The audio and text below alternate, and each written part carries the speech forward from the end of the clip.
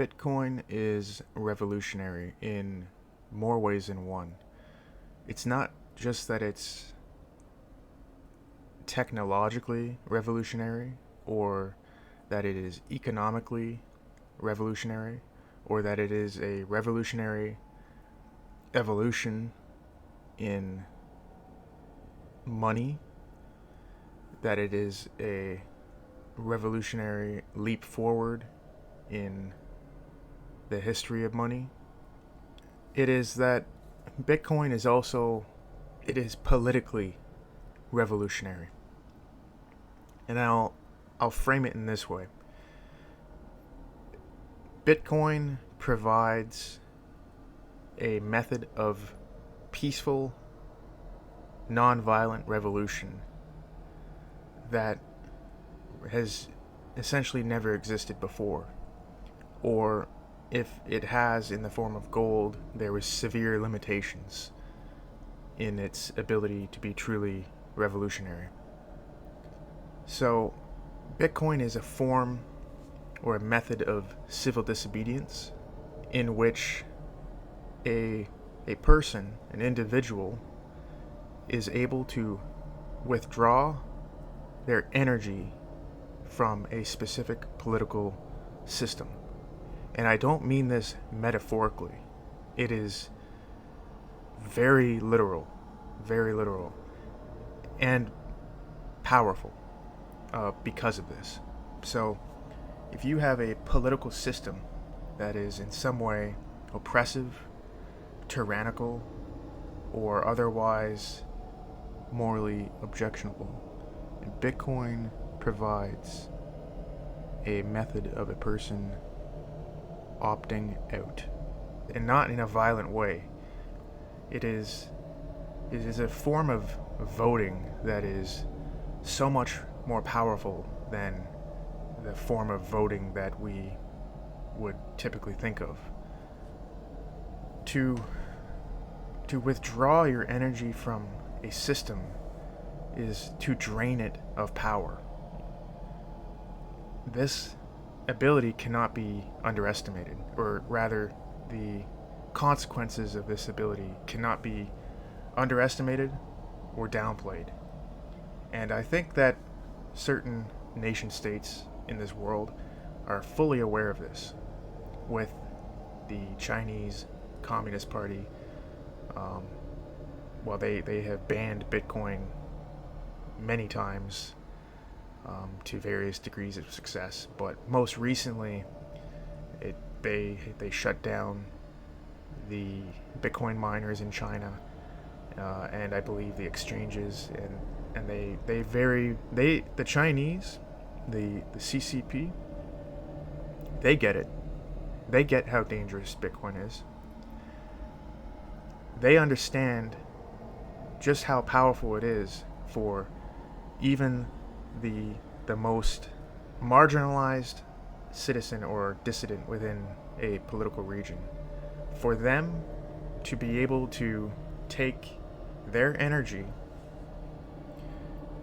extract it from the political and economic system, and teleport it into Bitcoin is a revolutionary act.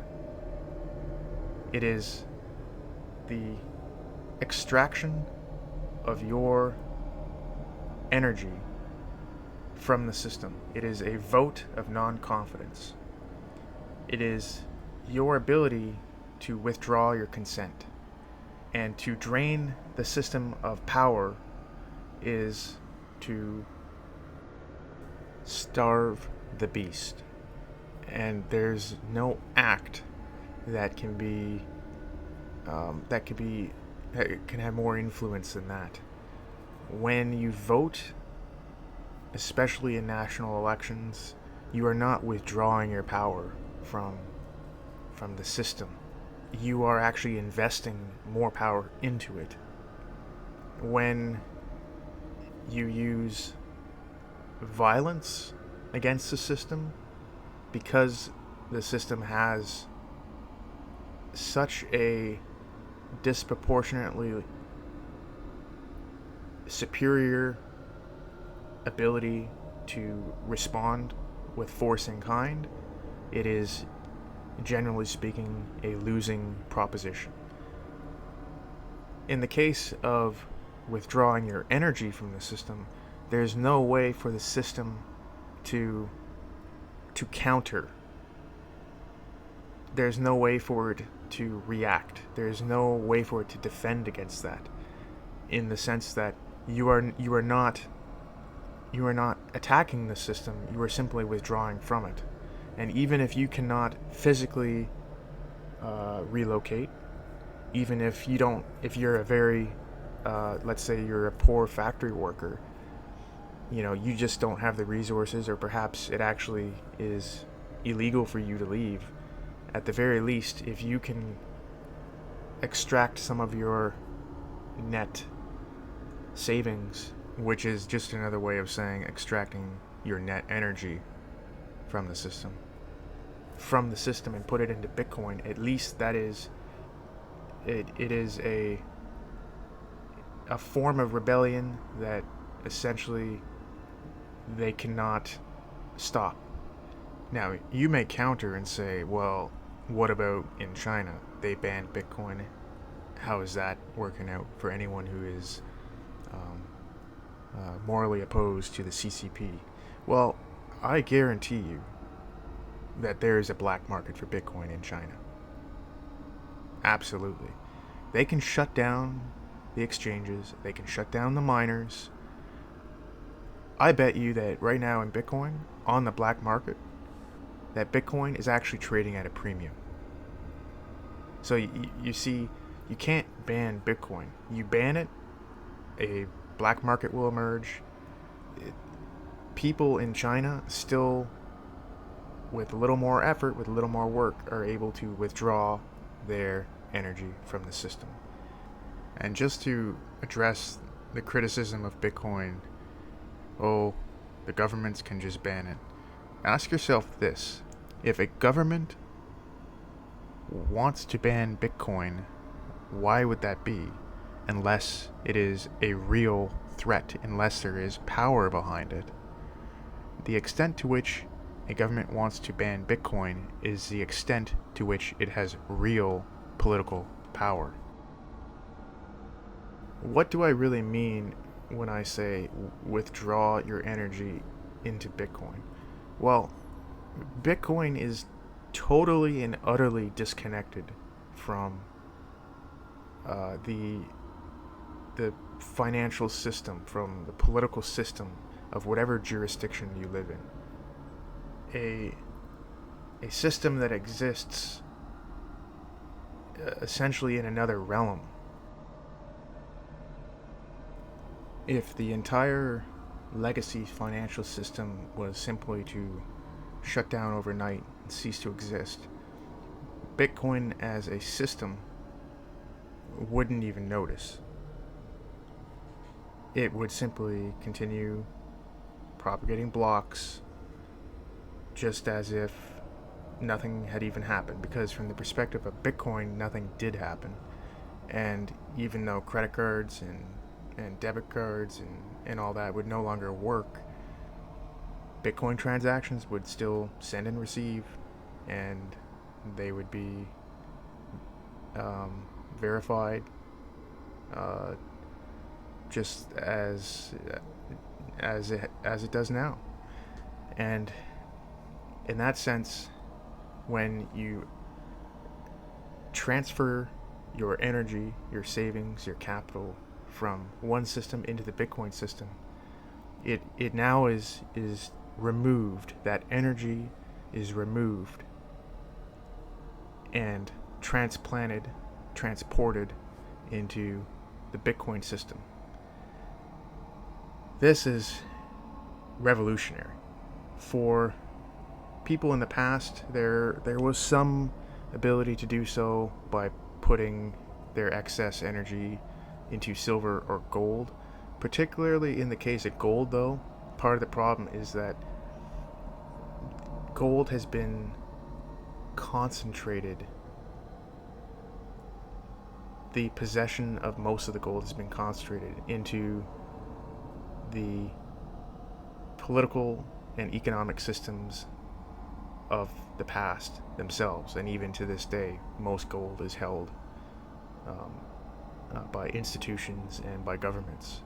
And because they control the bulk of it, there's a sense in which when you transfer your wealth and your energy into gold, it's not really leaving the system, because the system itself controls so much of the gold. Now, with Bitcoin, that is absolutely not the case.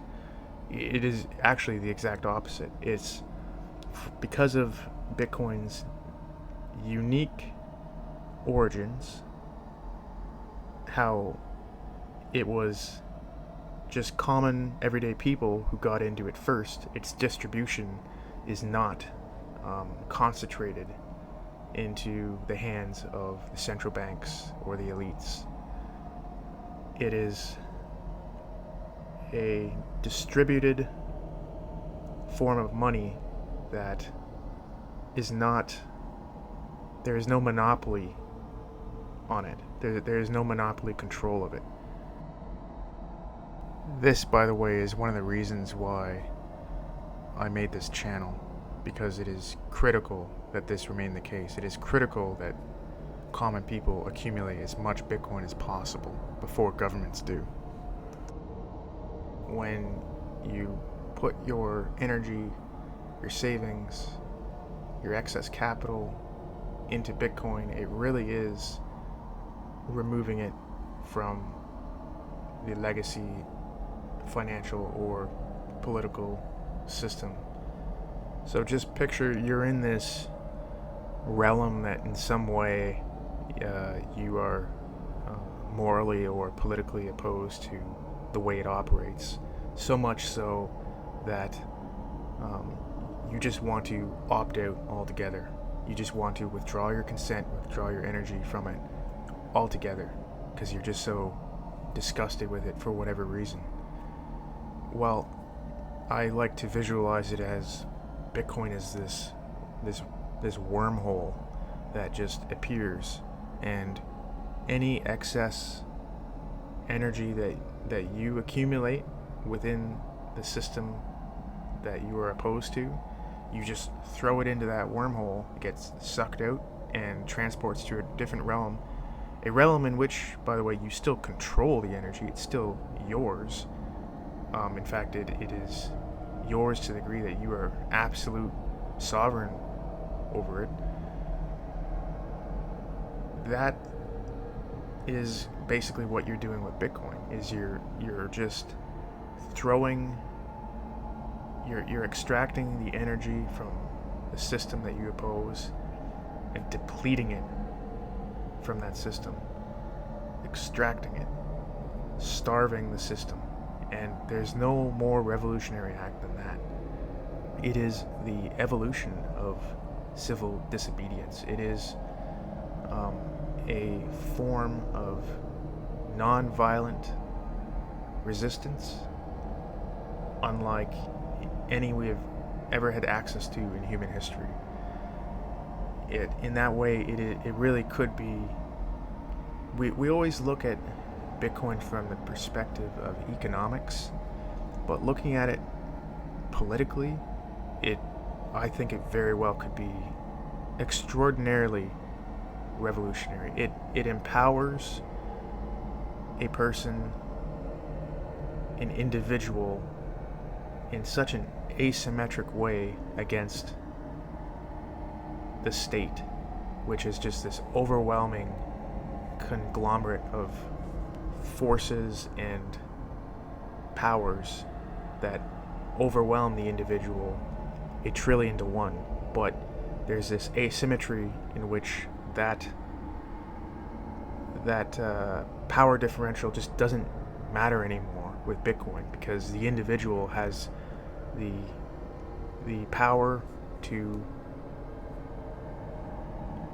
withdraw from that system nonetheless, in such a way that the state or the government, there's just nothing they can do to stop it.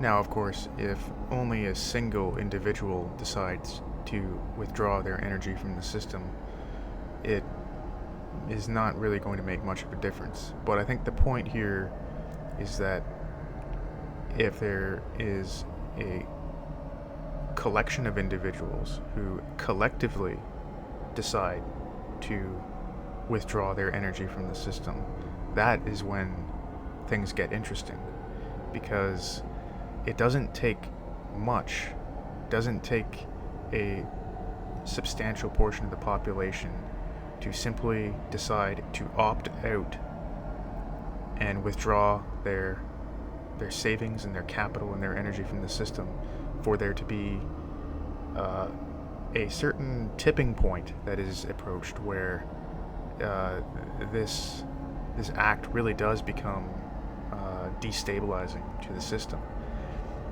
Imagine if only 5% of the population decided that the current socio-economic or political system was just untenable, was just unsalvageable. That's very disruptive. It does not take a very large amount of people just deciding to opt out and withdraw their energy into Bitcoin for it to have a substantial impact. And the beauty of it is that there is this collective action that does not require any organization whatsoever, no leaders, no threat of infiltration. This actually is one of the paradoxes of Bitcoin, because on the one hand, Bitcoin enhances the sovereignty of the individual. Yes, that absolutely is the case, but there's this other aspect of Bitcoin in which it actually is a collective. The Bitcoin network is protected by a collective, actually a hive mind. Every full node in the world is operating with the same rule set. It is this hive mind, and everyone must come to absolute consensus or you're not part of the network. And yet, paradoxically, every individual is absolutely in control of their keys, their Bitcoin, and the collective can do nothing about it. So this is another one of the paradoxes with Bitcoin that I find to be very interesting. So if you are disillusioned or morally opposed to the political system which you are subject to, for whatever reason, it doesn't matter if you're on the left or the right. Notice I'm not being partisan here. I'm not revealing any of my political perspectives at all. I am not referencing any specific political event or dichotomy, because it doesn't matter. If you want to rebel politically, if you want to resist a system that is in some way tyrannical or oppressive or immoral, you need to extract your energy to not just withdraw your consent, but to actively remove your energy from feeding the system itself. The democracy of Bitcoin is one in which you don't have to wait for an election to vote. You don't have to rely upon a politician who will betray you, disappoint you, or otherwise fail. With Bitcoin, there is no party slogans. There is no rallies. There is simply the silent rebellion of the individual who decides to withdraw their energy from feeding the system. And there is really no more powerful an act than to starve a beast of its energy. without its ability to resist that, without its ability to defend itself against that. The asymmetry of power has been, in a lot of ways, inverted with Bitcoin. Now, the individual has this ace in the hole with Bitcoin, this ability to unilaterally withdraw from a political arrangement that they have determined for themselves to be morally objectionable, and there's nothing the system can do about it.